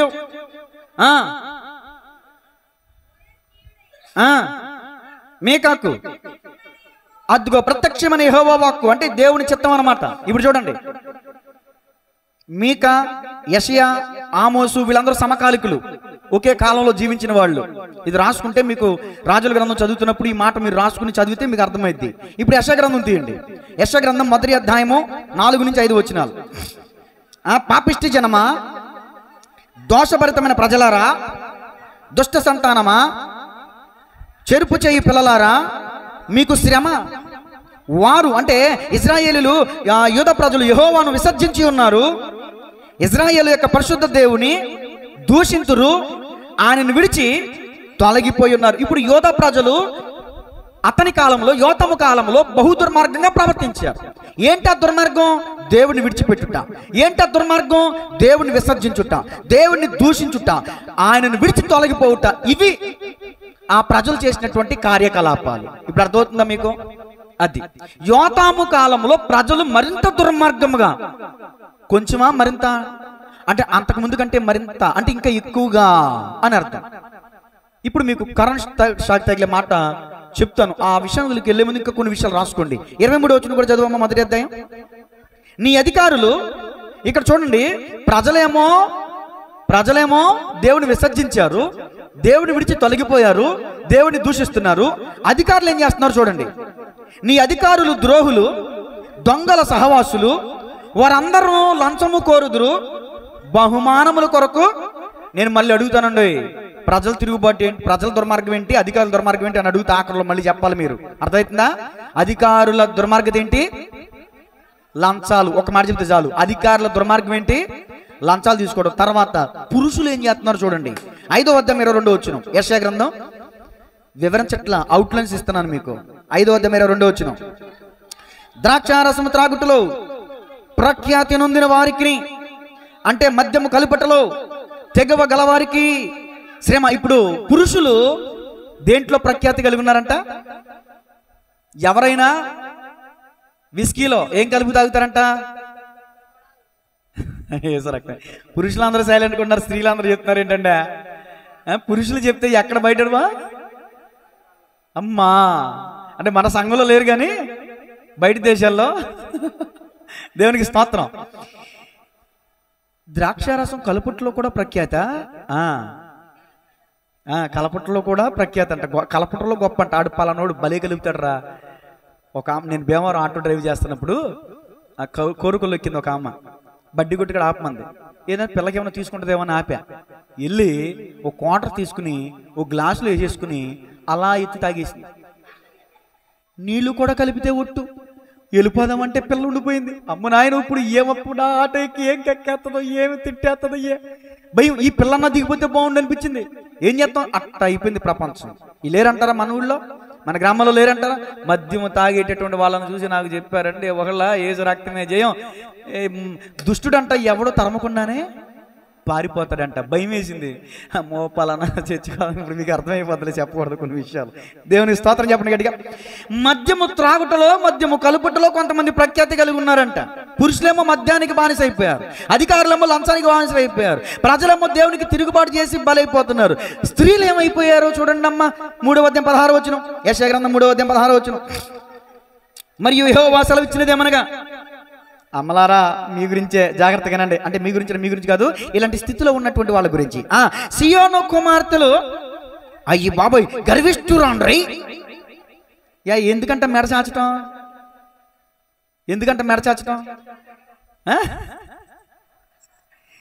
ఒంటె మెడచాచి నడిచిద్ది. నువ్వేను ఒంటివా? మనిషివి కదా, మనిషి తలదించుకుని నడవాలి, అంతేనా? ఈ కొంతమంది స్త్రీలు ఉంటారే, ఇలా తలదించుకుని నడవాలంట. నాకు సాగట్లేదు, కొద్దిగా సాగితే బాగుండు. కొంతమందికి ఇలా ఇలా ఇలా తిరిగిపోద్ది, ఇలా ఇటు తిరిగి వచ్చేద్ది మెడ చాచు. తర్వాత ఇప్పుడు నా వైపు చూడండి. దీని అర్థం ఏంటి అంటే చెప్పకుండానే మీకు తెలిసిపోతున్నాయి అండి. దేని స్తోత్రం. మామూలుగా క్యాజువల్గా అయితే ఇలా చూసి ఇలా తిప్పుకుంటారు, కానీ ఆడవాళ్ళు కొంతమంది చూస్తారే,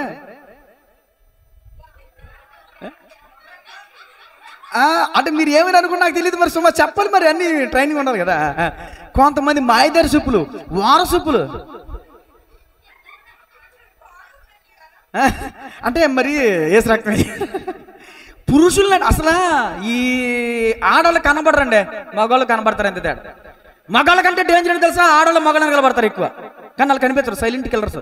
ఇలా కళ్ళతో సైకి చేస్తారు. మన వాళ్ళు లెటర్లు ఇస్తారు, బుక్ అయిపోతారు. వాళ్ళు సూపులు తయారైసేస్తారు, కంటి సూపుతో పడేస్తారు అంతే. మెడసాచి నడుచుచు వరసూపులు చూచుచు అంటే దీని అర్థం ఏంటి? నిన్న ఒక వీడియో వచ్చింది, బాతులన్నీ ఒకలాగా నడుస్తున్నాయండి. ఆ వీడియో చూసి మీకు పెడతాను, తర్వాత చూడండి. కాకి కాదు, ఆ బాతు వెనకాల బాతు అన్ని ఏమో రెక్కలలో మూసుకుని వెళ్తున్నాయి. బాతు గురించి చెప్తున్నాను నేను, అమ్మాయిల గురించి చెప్పట్లేదు, తప్పు, అమ్మాయిల గురించి తప్పు మాట్లాడకూడదు, ఏదైనా స్తోత్రం. ఇప్పుడు ఈ వెనకాల బాతులు చూసారా, 2 రెక్కలు పెట్టుకుని ఇట్టాగా ఇట్టాగా ఓ తిప్పేసుకుంటుంది, తెగ తిప్పేసుకుంటుంది. నాకు అర్థం కావట్లా, ఏసు రక్తమయ్యం. అలాగే అమ్మాయిలు కూడా తిప్పుకుంటారండి, నేను చూడలేదండి, మరి నాకు తెలియదు. ఏసు రక్తమయ్యం అలా కులుకుతూ నడుచుతూ తమ కాళ్ళతో గజ్జెలను ఏం మోగెత్తే, ఇంటి ముందుకు వచ్చి గంగిరెద్దు ఏం మోగెత్తదే. కొంతమంది కాళ్ళతో సైకిల్ చేస్తా ఉంటారంట. తర్వాత కాళ్ళ గజ్జెలతో మ్రోగించుచున్నారు, కాబట్టి ప్రభు సియోను కుమార్తెల నడినెత్తిని బోడిగుండు జాతర జాగ్రత్త. ఓ వయ్యారు బామ అన్నట్టు వంశాన్ని అడగన్నట్టు తిప్పుకుని నడిచేవనుకో, ఆ జుట్టు లేకుండా చేస్తాడు జాగ్రత్త బోడిగుండే. ఒక క్యాన్సర్ పురుగు పంపించాడు అనుకో, నీ అంత నువ్వే గుడి కొట్టించుకోలే. అర్థమవుతుందా? జుట్టు ఉందని, వారు జుట్టు అని, బండ జుట్టు, పెద్ద జుట్టు అని, పెద్ద పెద్ద కుర్రులని తిప్పుకుంటా తిరుగుతున్నావేమో, ఏది లేకుండా చేస్తాడు దేవుడు, చేస్తాడు. దేవుని స్తోత్రం. సియోను కుమార్తెలు అలా తగలడ్డారంట. ఓకేనా? ఈ పనిష్మెంట్ల గురించి దాన్ని తర్వాత చెప్తా. అసలు నా సబ్జెక్టు వీళ్ళ గురించి కాదు, యోతాము గురించి. అది నేను మిస్ అవ్వను. దేవుని స్తోత్రం చెప్పండి. ఈ యోతాము కాలంలో ఇప్పుడు మీరు చెప్పాలి, నేను చెప్పేసాను, ఇప్పుడు మీరు చెప్పండి. నెంబర్ 1, ప్రజలు ఎలా ఉన్నారు? దేవుని విసర్జిస్తున్నారు, దేవుని దూషిస్తున్నారు, దేవునికి విడిచి దూరం అయిపోయారు. నెంబర్ 1. అధికారులు దేని వశం అయిపోయారు? లంచాల వశం అయిపోయారు. మరి పురుషులు మద్యానికి, త్రాగుడికి, ధూమపానానికి, భయంకరమైన వ్యసనాలకు లోనైపోయారు. మరి స్త్రీలు అలంకారానికి బానిసలు అయిపోయారు. గజ్జులు, అవి ఇవి, కులుకులు, వయ్యారాలు, నడుచు, వీటికి బాని అయిపోయారు. ఇంతమంది మధ్యలో యోతం ఎలా ఉన్నాడు తెలుసా? కలవ పువ్వులా ఉన్నాడు. గట్టిగా చెప్పలు కూడా దేని మన మహిమపడుతుంది. ఈరోజు యోతము మనకు నేర్పిస్తున్న పాఠం ఏంటో తెలుసా? తన తండ్రిని బట్టి పాఠం నేర్చుకుని యథార్థంగా జీవించాడు. నెమ్మచ్చు అతడి కాలంలో జనులు బహు దుర్మార్గంగా ప్రవర్తించినప్పటికీ అతను మాత్రం ఎలాంటి దుర్మార్గతకు చోటు ఇవ్వాల. కొంతమందిని నేను ఇలా అడుగుతూ ఉంటా, ఎందుకు చేశారు మీరు అలాంటి పని అంటే, వాళ్ళు నాతో మాట్లాడే మాటలు కవరింగ్ ఏంటో తెలుసా? ఎవరు చేయట్లేదు, ఎవరు కలిగలేరు, ఎవరు చూస్తలేదు, అందరూ పాపులే, అందరికి ఉన్నాయి. ఇదేంటి, ఏదో గింజ అండి, ఉరివింది గింజ అంటే ఏమంటదంట? నాక నీకు మీకే తెలుసు బాగా. ప్రతి దాని కింద ఉంటుంది మచ్చ, ప్రతి ఒక్కడికి ఉంటుంది తప్పు, ప్రతి ఒక్కడికి ఉంటుంది దోషం. ఆడు చేస్తే ఏంటి, నేను చేయకపోతే ఏంటి అని పక్కోని చూసి ఆడు ఒక సిగరెట్ కాల్చాడంట, ఈడు పెట్టి కాల్చేస్తున్నాడంట. ఆడు పెగ్గు తాగుతున్నాడంట, ఈడు క్వార్టర్ తాగేస్తున్నాడంట. అర్థమవుతున్నా మాట? అరే నువ్వు ఎందుకు చెడిపోయావురంటే, తాను చెడ్డకోతి వనమెల చెరిపినట్టు ఆడు చెడిపోయాడు, నేను చెడి బుద్ధి లేదు నీకు. ఆడు పెంట తిన్నాడు, తింటావా? ఆడు గడ్డి తిన్నాడు, తింటావా? అరే ఏంట్రా ఈ చిరిగిపోయిన ఏంటి బట్టలు? అదే మా ఫేవరెట్ హీరో చిరిగిపోయింది వేసుకున్నాడు, కటింగ్ జీన్స్ కొత్తది. నేను కూడా ఒకప్పుడు ఇంత చిరుగు బయట పెడితే పక్కన వేసేవాళ్ళు, కుట్టించుకుని వేసుకునేవాళ్ళు, లేకపోతే పక్కగా వేసేవాళ్ళు. చిరిగిపోయినవి, ఎంత చిరుగు కనబడితే అవమానం. అదే ఇప్పుడు చిరిగిపోయిన బట్టలు వేసుకోవడం ఫ్యాషన్.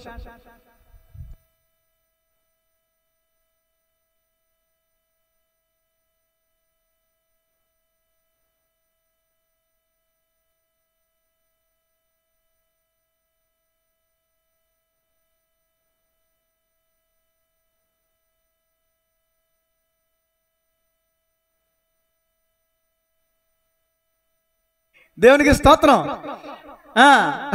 ఒక బిజినెస్ మ్యాన్ చచ్చిపోవడానికి వీడు వెళ్ళి ఆ వ్యాపారం నాకు ఎవరంటే ఒక దింపేసి తమలపాకు నవ్విన ఊసేసి, హే బలి మోడల్ ఉంది, ఇది మాకు కొన్ని లక్షలు కావాలి.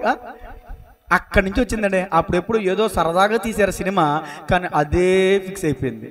అర్థమవుతుందా? కటింగ్ ఎవరిని చూసి వేసుకుంటున్నావు, ఎవరిని మాదిరిగా పెట్టుకుంటున్నావు? యోతాము దగ్గరికి వెళ్ళి నువ్వు యథార్థంగా ఉన్నావు కదా, ఏంటి కారణం అంటే నా తండ్రిని బట్టి నేను నేర్చుకున్న పాఠం అంటాడు. దేవునికి స్తోత్రం కలుగునుగా. ఇదిగో దానియేలును పరిశీలించండి.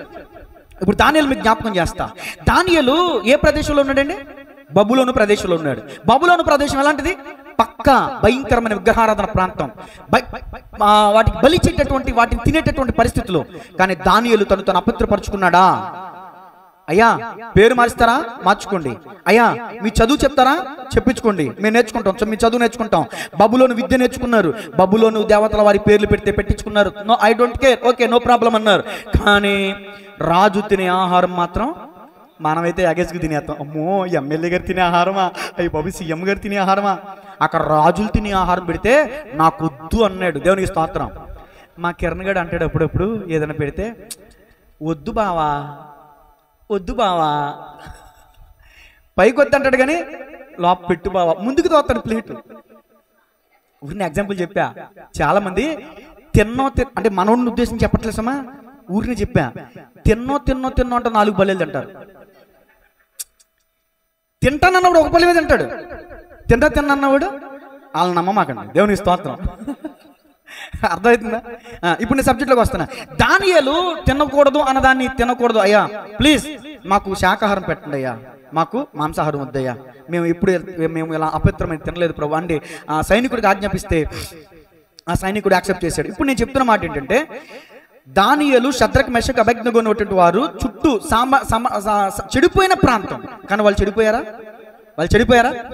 దానియేలులా ఉండాలి నువ్వు, యోతాములాగా ఉండాలి నువ్వు, యోసేపులాగా ఉండాలి నువ్వు. ఆడు చెడిపోయాడు, నేను చెడిపోతా, ఆడు చూశాడు, నేను చూస్తా, ఆడు తిన్నాడు, నేను తింటా, ఆడు కాల్చాడు, నేను కలుతా, ఆడితో పాటు నువ్వు కూడా పోవటమే. పరదేశులా పాట పాడాల్సి వస్తుంది, అవసరమా? దేవునికి స్తోత్రం చెప్పండి గట్టిగా. అది తర్వాత 3వ మాట రాసుకోండి. 3వ మాట రాసుకునే ముందు మరొక మాట, అపోస్తల కార్యాలు 2:40. మూర్ఖులైన ఈ తరం వారికి వేరే. అంటే యోతాము కాలంలో ప్రజలు దుర్మార్గులుగా ఉన్నారు, కానీ వాళ్ళకి వేరై జీవిస్తున్నాడు ప్రత్యేకమైన జీవితాన్ని యోతాము. అలాంటి జీవితం నువ్వు నేను కలిగి ఉందుముగాక. అది ఫోన్లు చూడమాకండి, ఫోన్లు పక్కకు పెట్టారు.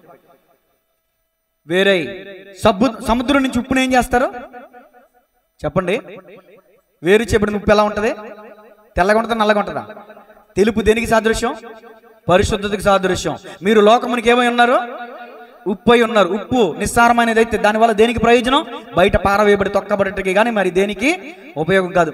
సారం కలిగిన ఉప్పులా ఉండాలి మనం. దేవునికి స్తోత్రం. ఉప్పు మనకి నేర్పిస్తున్న పాఠం, సముద్రం నుంచి అది వేరవుతుంది. అంటే మనం లోకంలో నుంచి వేరు చేయబడాలి, లోకంతో పాటు కలిసిపోయి జీవించడం కాదు. నీ పడవలోకి నువ్వు వెళ్తున్నటువంటి పడవలోనికి నీళ్ళు వచ్చినాయి అనుకోండి, ఆ పడవ ఏమైపోద్ది? బలి వచ్చి నీళ్ళు అనుకుంటావా?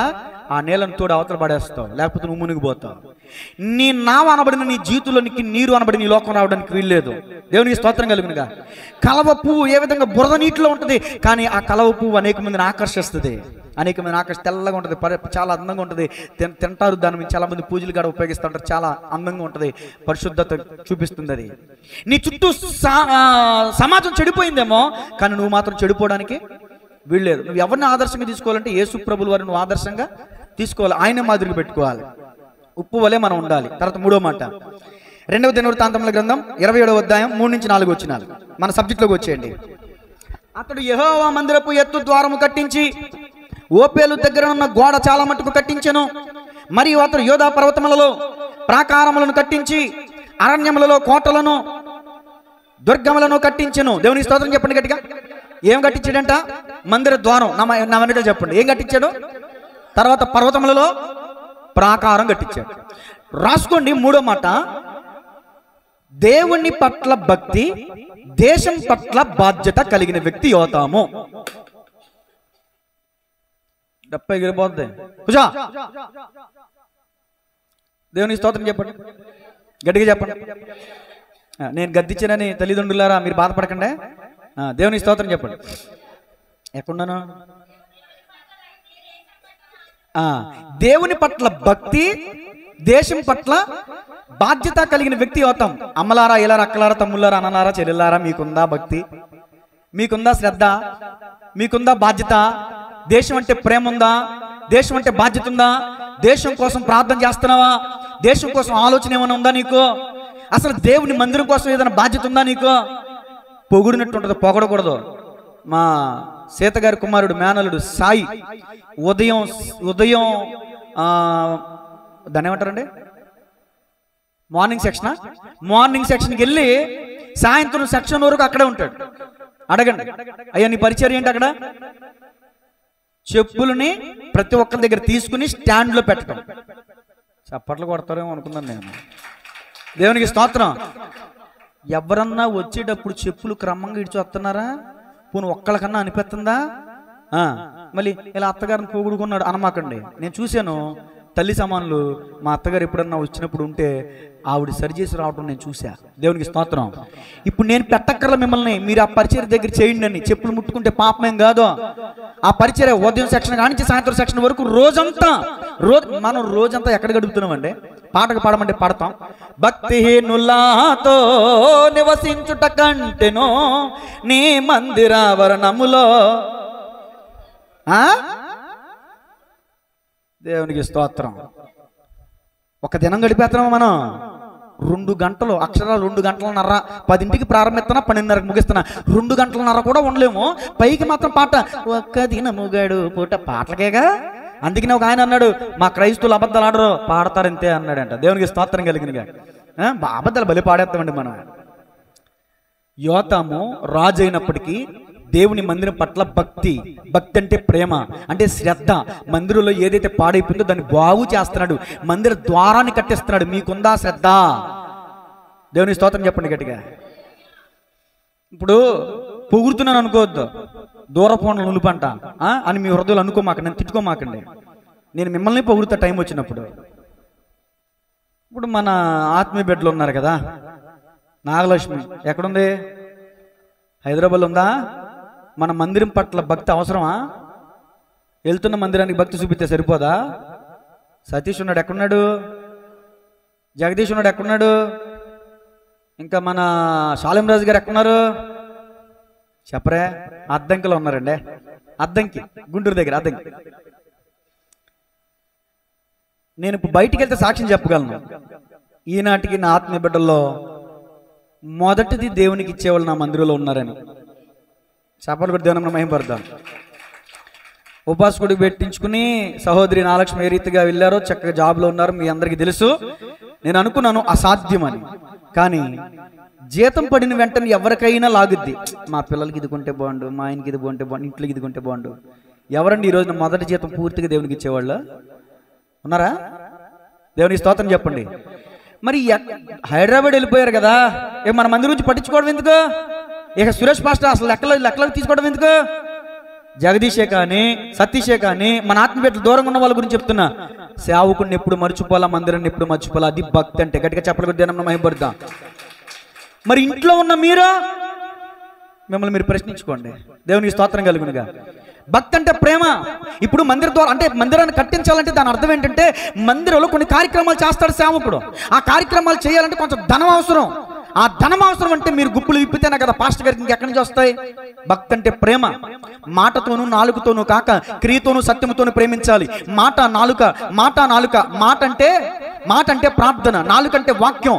ప్రార్థన వాక్యంతో దేవుని ప్రేమిస్తాం, క్రియతోనూ సత్యముతోనూ మనం పొరుగు వారిని ప్రేమించాలంట. దేవునికి స్తోత్రం కలుగునుగా. నా ఆత్మ బిడ్డలు బట్టి నేను సంతోషిస్తున్నాను ఈ రోజున. వాళ్ళు ఎక్కడో దూరంగా వెళ్ళిపోయారు, వారు బ్రతుకుదేరు కోసం, జీవనోపాధి కోసం, కానీ మందిరాన్ని మర్చిపోలేదు. గట్టిగా చెప్పలు కొట్టి దేవుని మహిమపడదాం. మందిరం పట్ల భక్తి ఉండాలి నీకు, మందిరం పట్ల శ్రద్ధ ఉండాలి. నా ఇంటికి ఇక్కడ నేను ఏసీ పెట్టించుకోవాలి, నా ఇంటికి ఇక్కడ అలమర కట్టించుకోవాలి, నా ఇంటికి ఇట్లా చేయించుకోవాలని ఆలోచన ఉంటుంది తప్ప, మందిరానికి నేను ఇది చేయాలి, మందిరానికి నేను ఇలా ధారాళంగా గుప్పులు ఇప్పాలి, నా దేవుడు నన్ను అభివృద్ధి పరిచాడు, అభివృద్ధి పరిచిన దాంట్లో కొంత నేను దేవుని మందిరానికి ఇవ్వాలి అనే ఆలోచన ఉందా? యోతాము, దేవుడు నన్ను రాజుగా చేశాడు, మరి దేవుని మందిరాన్ని బాగు చేయాలని శ్రద్ధా భయభక్తులు కలిగి మందిరాన్ని బాగు చేస్తున్నాడు. ఒక పక్క దేశం పట్ల బాధ్యత కలిగి ఉన్నాడు. దేవునికి స్తోత్రం కలుగునుగా.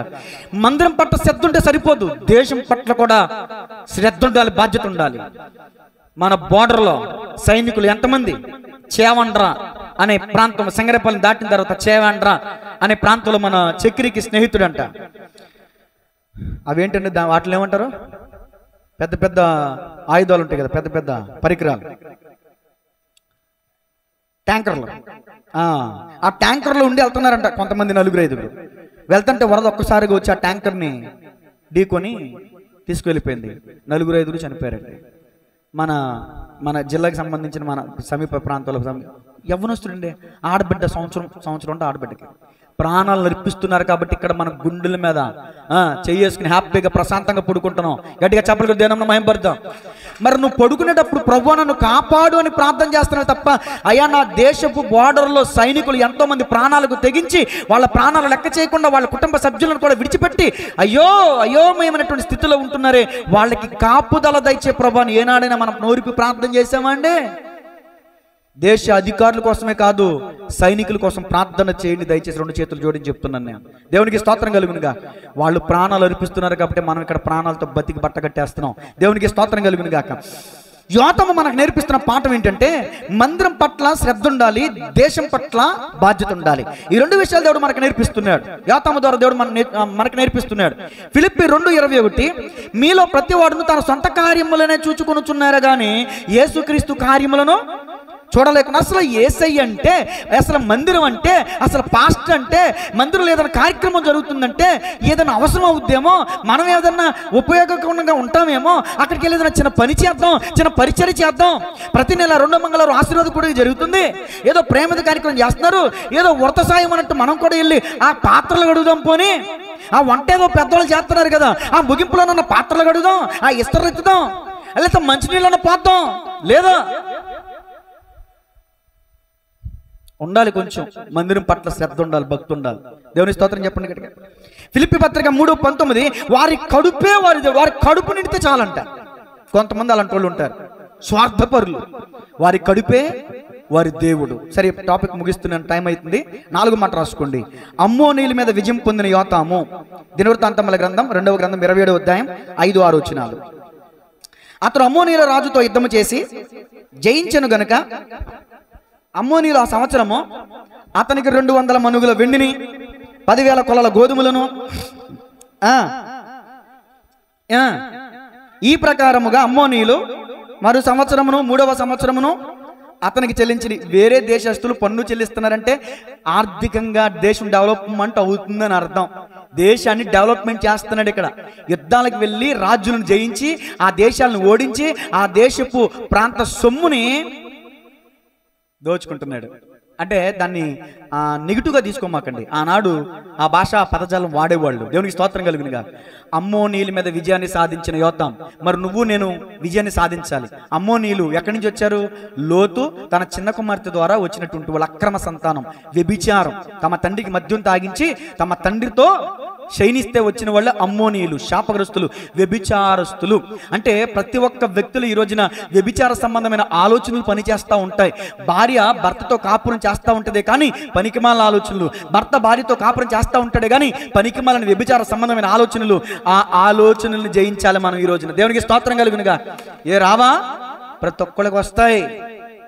దుష్ప్రేరణ గురి చేస్తాడు సాతాను.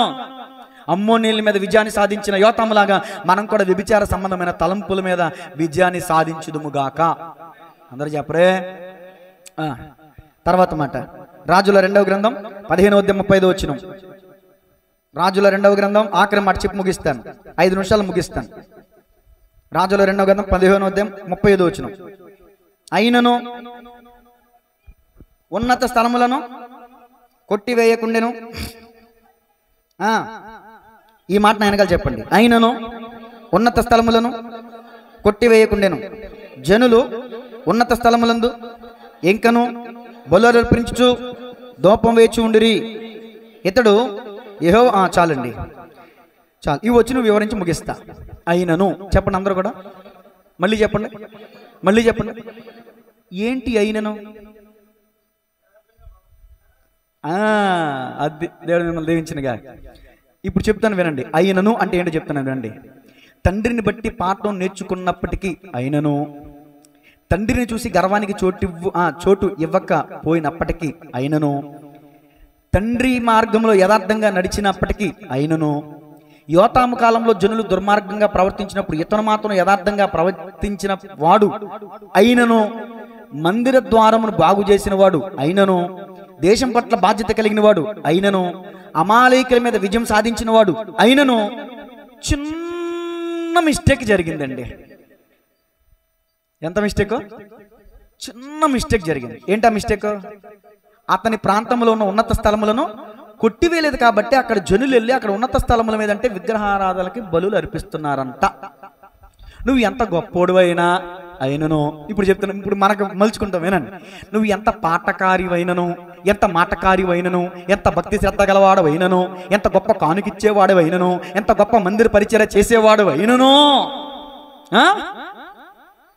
నీలో ఉన్నటువంటి ఉన్నతమైన ఆ స్థలము వంటి ఏదో ఒక చిన్నది చిన్నది చిన్నది అది చూప, మాట, ప్రవర్తన ఏదో నాకు తెలియదు. ఆ స్థానంలో మీరు ఏది పెట్టుకుంటారో నాకు తెలియదు. ప్రతి మనిషికి ఏదో బలహీనత ఉంటుంది.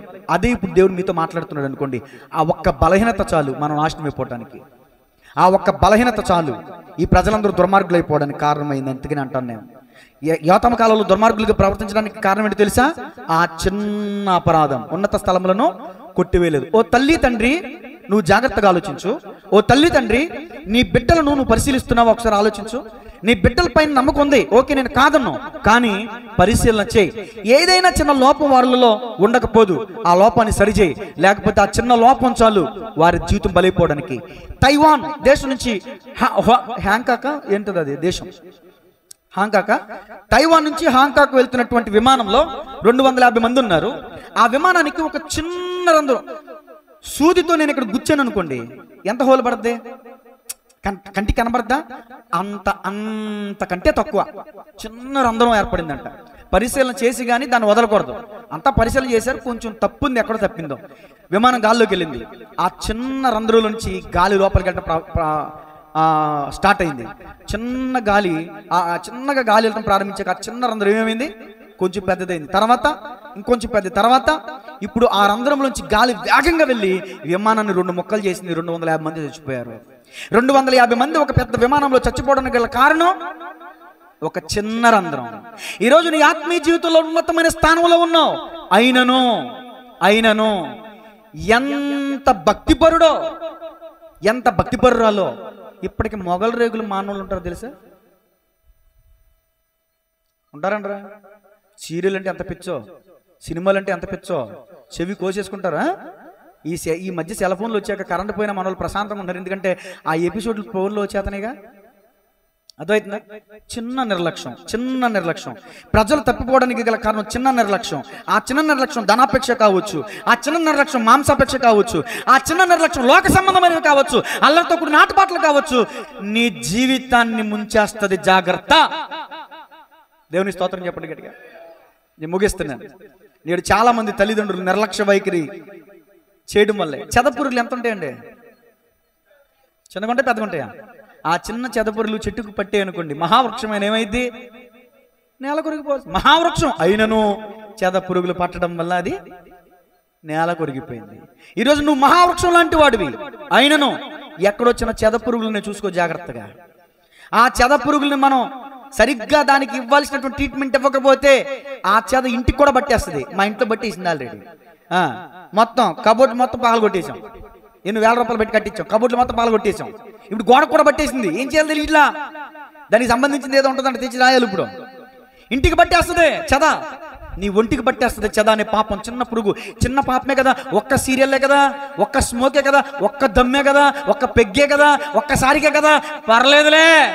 నీ మనసాక్షి గద్దిస్తుంది ఒకప్పటికి. నువ్వు ఆత్మీయుడు కదా, నువ్వు ఆత్మీయురాలు కదా, బలలో చేయవస్తున్నావు కదా, క్రీస్తు శరీర రక్తమాంసాలను స్వీకరిస్తున్నావు కదా, నువ్వు చేయకూడదు కదా తప్పు. నీ మనసు గద్దిస్తున్నప్పటికీ కూడా వాత వేయబడిన మనస్సాక్షి కలిగి చిన్న నిర్లక్ష్యమే పెను ప్రమాదానికి గురైపోతుంది. జాగ్రత్త. ఈరోజు నా చిన్న నిర్లక్ష్యం ఏంటో ఆలోచించు. ఎంత గొప్పోడండి యోతాము. యథార్థంగా జీవించాడు, దేవుని మందిరాన్ని బాగు చేశాడు, చుట్టూ ప్రజలు చెడిపోయినా అతను చెడిపోలేదు, అమాలేకుల మీద విజయాన్ని సాధించాడు.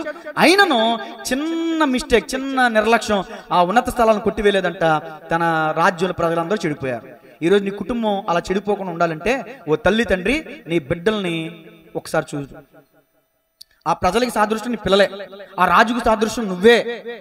నీ ఇంట్లో ఆ ఉన్నత స్థలములకు సంబంధించింది ఏదైతే ఉందో దాన్ని ఒప్పుకి విడిచిపెట్టాయి.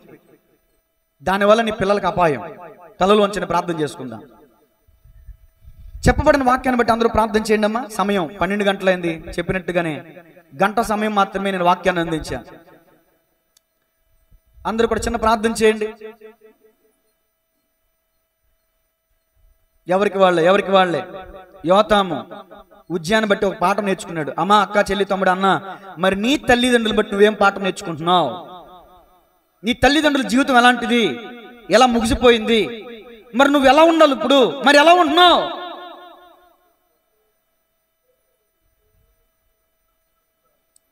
ఇలాంటి అనుభవాలు ఎన్ని చూసినా నువ్వు బుద్ధిహీనంగా ప్రవర్తిస్తున్నావంటే నీ కాలానికంటే ముందు చనిపోవాల్సి ఉంటుంది. జాగ్రత్త. శపించట్లేదు, గద్దిస్తున్నాను. నీతిమంతులు నన్ను కొట్టుట నాకు ఉపకారము, వారు నన్ను గద్దించుట నాకు తైలాభిషేకము, అట్టి వారిని నేను త్రోసివేయకుందును గాక అన్నాడు భక్తుడు. మీ శ్రేయస్సు కోరేవాడిని కాబట్టి మిమ్మల్ని గద్దిస్తున్నాను. అపవిత్రమైనవి చూస్తున్నారా? అపవిత్రమైనవి మాట్లాడుతున్నారా? అపవిత్రమైన కార్యాలు చేస్తున్నారా? అయినను మీరు ఎంత భక్తిపరులు అయినను, మీరు ఎంత బాగా పాటలు పాడేవారు అయినను, మీరు ఎంత బాగా వాక్యం చదివేవారు అయినను, మీరు ఎంత బాగా ప్రసంగం చేసేవారు అయినను యోతాము ఒక చిన్న మిస్టేక్ చేశాడు. తన ప్రజలందరూ చెడిపోవడానికి గల కారణమైంది. ఈ రోజున నీ కుటుంబం పాడైపోవడానికి వెళ్ళేదమ్మా, అక్క, చెల్లి, తమ్ముడా. దయచేసి నీ ఇంట్లో దేవునికి విరోధమైనది ఏది ఉందో చూడు. నీ పిల్లలు ప్రవర్తన ఎలా ఉందో చూడు, పరిశీలన చేయి. వారు ఎవరెవరితో మాట్లాడుతున్నారు, ఎవరెవరితో కాంటాక్ట్ కలిగి ఉన్నారు ఒకసారి ఆలోచించు, పరిశీలించు. నిర్లక్ష్యం చేసావా, నా పిల్లలు తప్పు చేయరులే అని అతి నమ్మకం, ఓవర్ కాన్ఫిడెన్స్కి పోయావా, నీ కర్మ కాలినట్టే. చిన్న నిర్లక్ష్యం ప్రజలందరూ చెడిపోయారు. అమ్మా, తల్లి, తండ్రి, నీ పిల్లల విషయంలో నిర్లక్ష్యం వహించు. మాకు వాళ్ళు ఏం చూస్తున్నారో ఆలోచించు, పరిశీలించు. వాళ్ళు ఏం తింటున్నారో ఆలోచించు, పరిశీలించు. ఈ రోజున బయట తిల్లు తిని ఎంతగా ఆరోగ్యాన్ని పాడైపోతున్నారు తెలుసా?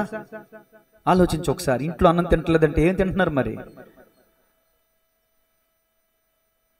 బయట ఫాస్ట్ ఫుడ్స్కి అలవాటు పడిపోయి రోజు రోజు రోజు రోజు అదే పని. తల్లిదండ్రులారా, మీకే ఈ హెచ్చరిక. మీ పిల్లలను ఒకసారి పరిశీలించండి. రాజు ఎంతో గొప్పోడు అయినను చిన్న మిస్టేక్ చేశాడు. నేను అంటున్నాను, తల్లి, తండ్రి, నువ్వు చాలా గొప్పోడివి, బాగా కష్టపడుతున్నావు నీ పిల్లల కోసం. రెక్కల మొక్కలు చేసుకుని తిని తినక ఉపాసాలుండి కన్నీళ్ళి అనపానాలుగా మింగి నీ పిల్లల ప్రయోజకులుగా చేయాలని చాలా ప్రయాసపడుతున్నావు. మంచిదానివే, మంచుడివే. కానీ అయినను చిన్న నిర్లక్ష్యం నీలో ఉంది.